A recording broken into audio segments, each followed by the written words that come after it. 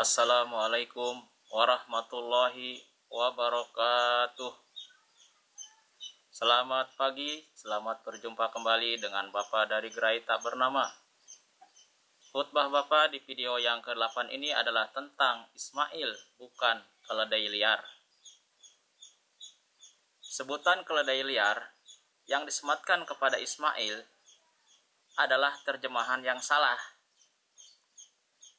Yang benar adalah Ismail adalah laki-laki yang perkasa, yang menjadi tulang punggung keluarga dan saudara-saudaranya, karena Ismail adalah anak yang sulung. Sebutan keledai liar sebenarnya adalah pere odom. Yang dimaksud dengan pere odom adalah laki-laki perkasa. Dalam Torah Samaria dan Torah Yehuda, terjemahan pere odom itu adalah sebagai pertumbuhan yang subur sehingga menghasilkan buah yang baik. Artinya pertumbuhan yang subur sehingga berbuah.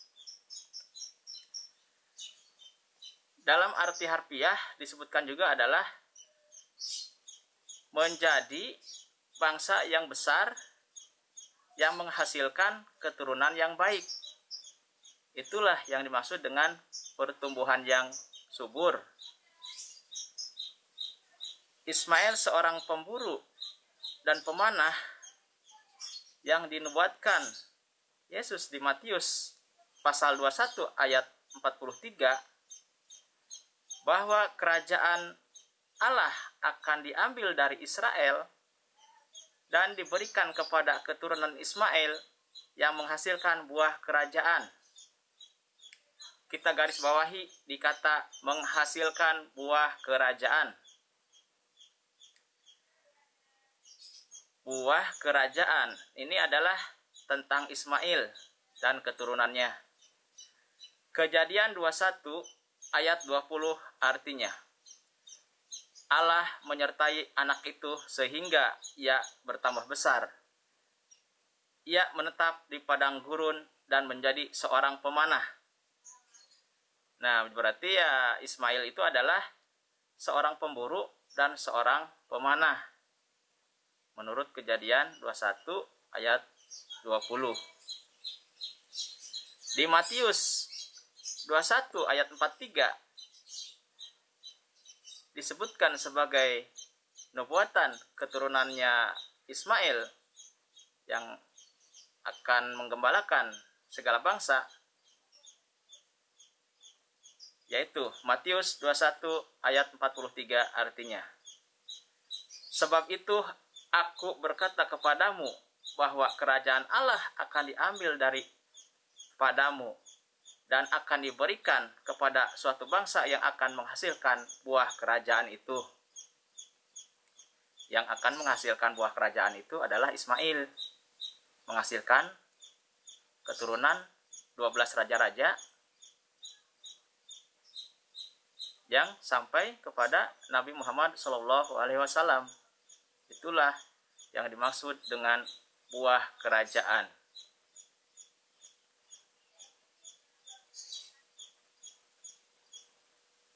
Pasal Kejadian 17 ayat 20, Ismail diberkati Allah dan akan lahir dari keturunannya 12 raja-raja.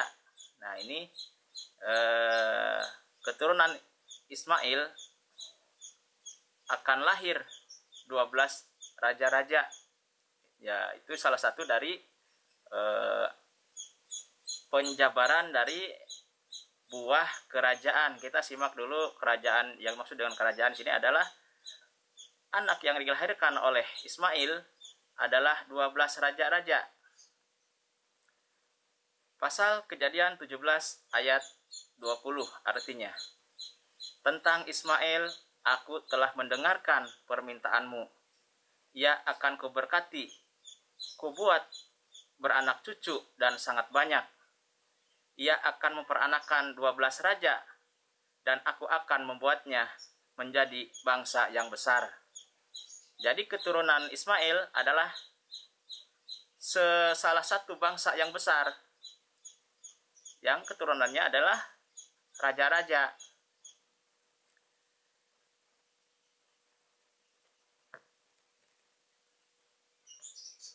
Ini arti Pereodom yang berarti adalah laki-laki yang perkasa, itu berasal dari kata atau leksikon Ibrani yang berarti berbuah. Pere dengan nomor leksikon Ibrani 6501 atau 6501 itu artinya adalah perkasa. Kata perkasa atau pere ini berasal dari bahasa Ibrani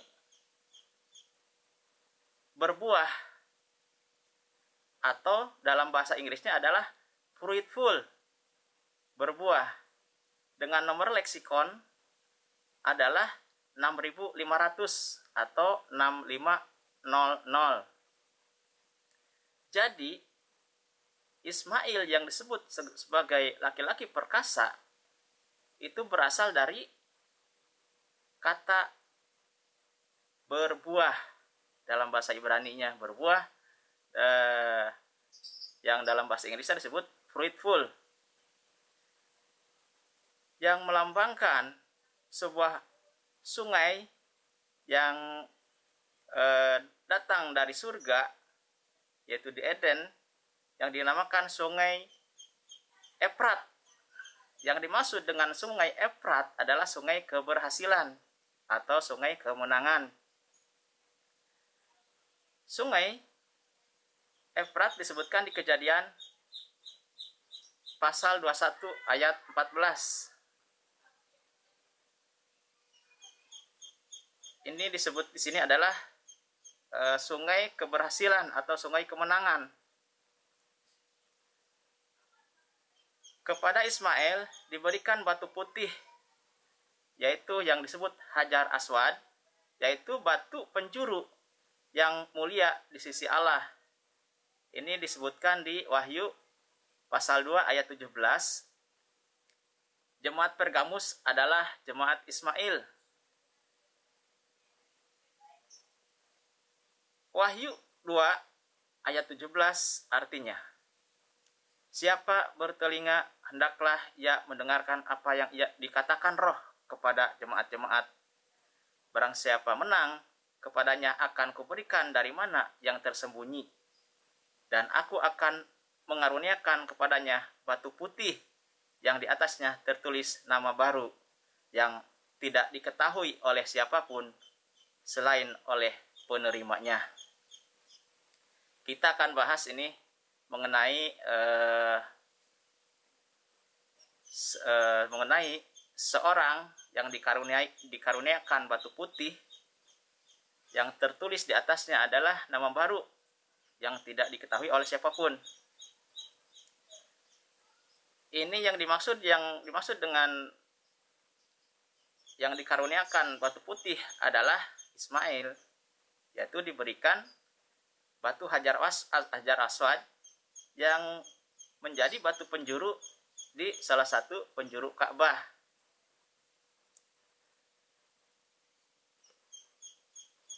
Makanya di Wahyu 2 ayat 17 disebutkan, barang siapa menang, kepadanya akan kuberikan dari mana yang tersembunyi.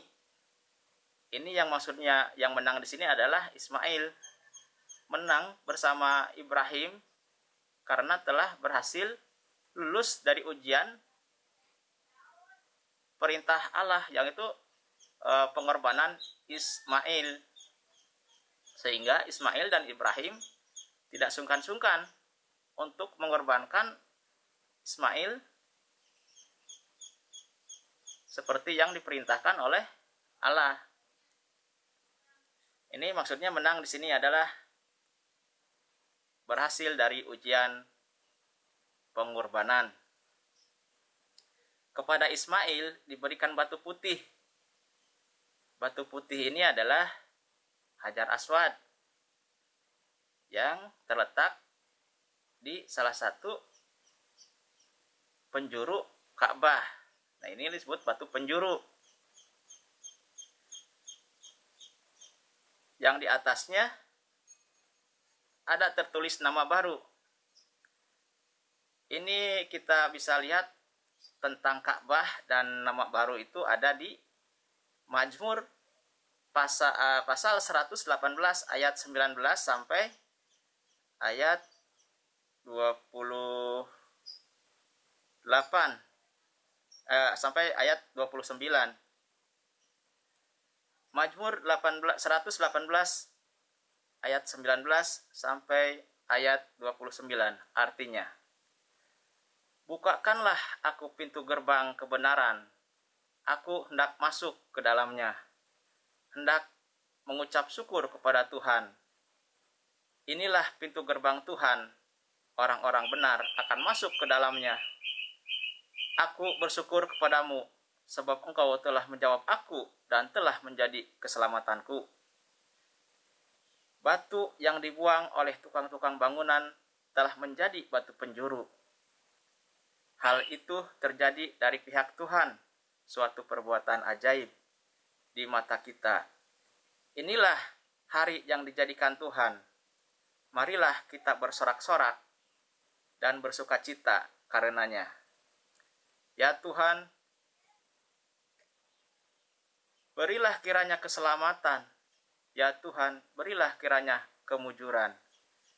Diberkatilah dia yang datang dalam nama Tuhan. Kami memberkati kamu dan dalam rumah Tuhan. Kami memberkati kamu. Ya Tuhan, berilah kiranya kemujuran. Diberkatilah dia yang datang dalam nama Tuhan. Kami memberkati kamu dari dalam rumah Tuhan. Tuhanlah Allah, Dia menerangi kita. Lihatlah korban hari raya itu dengan tali pada tanduk-tanduk mezbah. Allahku, aku hendak bersyukur kepadamu. Allahku, aku hendak meninggikan Engkau. Bersyukurlah kepada Tuhan, sebab Ia baik, bahwasanya untuk selama-lamanya kasih setianya. Di Mazmur pasal 118 ayat 17 sampai 29 ini diceritakan tentang Ka'bah dan tentang pemotongan kurban di hari raya Idul Adha. Di ayat yang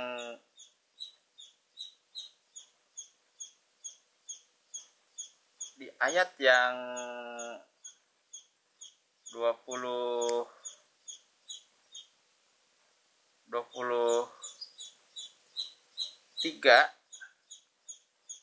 sebentar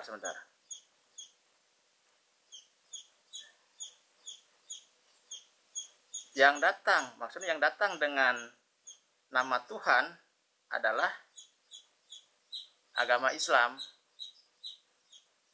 yaitu keturunan dari Ismail yang menerima wahyu terakhir, yaitu Nabi Muhammad SAW. Nabi Muhammad menerima wahyu pertama di Gua Hiro, itu disebutkan bahwa disuruh membaca dengan menyebut nama Tuhan. Nah, ini dialah yang datang dengan nama Tuhan, yaitu Nabi Muhammad SAW. Ini disebutkan di Mazmur pasal 118 ayat 26. Diberkatilah dia yang datang dalam nama Tuhan. Kami memberkati kamu dari dalam rumah Tuhan. Ini maksud diberkati di sini adalah didoakan melalui sholawat. Nabi Muhammad didoakan melalui selawat, karena yang datang dengan nama Tuhan adalah Nabi Muhammad Shallallahu Alaihi Wasallam. Kita lanjut. Tadi disebutkan bahwa di atas batu putih atau batu penjuru Hajar Aswad itu tertulis nama baru. Yang maksud dengan nama baru di sini adalah agama Islam, yaitu yang ditulis di dalam kiswah atau di atas Ka'bah berbunyi, baris pertama berbunyi, ya Allah, dengan dua nama Allah Asmaul Husna, yaitu Ya Hanan di sisi kanan dan Ya Manan di sisi kiri. Hanan berarti yang maha berbelas kasih pada hambanya, dan Manan berarti yang maha memberi. Ini di kiswah ditulis begitu, Ya Hanan yang maha berbelas kasih kepada hambanya, dan Ya Manan yang maha memberi. Siapa yang sudah memberi batu putih kepada Ismail? Allah, maha memberi. Jadilah Hajar Aswad atau batu putih menjadi batu penjuru. Pada baris berikutnya tertulis kalimat keyakinan dasar umat Islam, yaitu La ilaha illallah Muhammadur Rasulullah, yang berarti tidak ada Tuhan selain Allah dan Muhammad adalah utusan Allah. Ini yang tertulis di atas batu putih, yaitu nama baru, yaitu nama umat Nabi Muhammad SAW, yaitu umat akhir zaman, yang disebutkan bahwa La ilaha illallah Muhammadur Rasulullah, tiada Tuhan selain Allah dan Muhammad adalah utusan Allah. Pada baris terakhir di kiswah tertulis pujian untuk Allah, yakni Subhanallah wa bihamdi, Subhanallah wa bihamdi, Subhanallahil azim, yang berarti Allah bebas dari ketidaksempurnaan dan segala puji baginya. Allah bebas dari ketidaksempurnaan yang maha agung. Jadi yang dimaksud dengan Ismail adalah Pereodom, atau di terjemahan yang salahnya disebut keledai liar, itu adalah artinya adalah laki-laki yang perkasa, yang akan melahirkan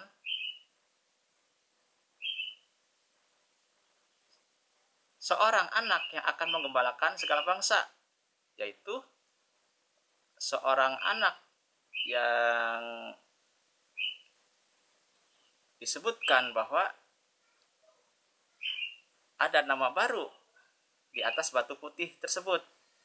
Jadi pertama yang dimaksud dengan Pereodom itu adalah pertumbuhan yang subur atau kelahiran suatu bangsa yang banyak.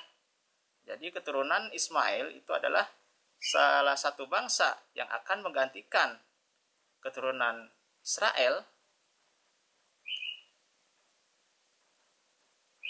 sebagai nabi penutup yang menyempurnakan ajaran-ajaran sebelumnya. Kita lanjut dengan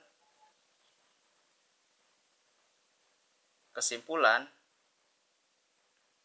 bahwa Ismail adalah yang akan dikurbankan oleh Allah, yang akan dikurbankan oleh Ibrahim yang diganti dengan seekor domba, Dan dari Ismail itulah akan lahir seorang rasul yang menjadi penutup dari segala rasul. Dan umatnya adalah umat akhir zaman. Di sini bisa dilihat bahwa Nabi Muhammad SAW sudah tampil menjadi rasul yang terakhir yang menyempurnakan kitab-kitab sebelumnya dan meluruskan kesalahan-kesalahan dari kitab-kitab sebelumnya. Nabi Muhammad disebutkan juga di dalam Wahyu 4 sebagai salah satu saksi. Kita lihat Wahyu 4 sebentar.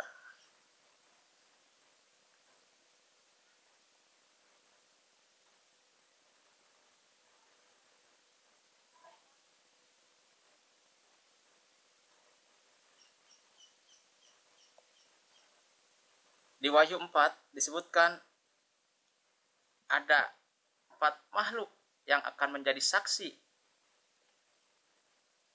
di setiap zaman para nabi. 4 makhluk tersebut adalah satu seperti singa. Nah, yang dimaksud dengan seperti singa di sini adalah ini zamannya Ismail sebagai seorang pemburu dan pemanah yang di Wahyu 6 disebutkan sebagai penunggang kuda putih yang memegang panah. Ini yang dimaksud dengan seperti singa adalah Ismail yang memegang panah sebagai pemburu dan pemanah. Inilah yang disebut dengan Pereodom, laki-laki perkasa. Yang kedua adalah seperti anak lembu. Yang dimaksud dengan seperti anak lembu di sini adalah di zaman Musa dengan dosa anak lembunya. Yang ketiga adalah seperti anak manusia. Ini terjadi di zaman Yesus dengan disebutnya Yesus paling banyak di Bible dengan sebutan anak manusia. Yang di Wahyu 6 disebutkan sebagai yang memegang timbangan, sebagai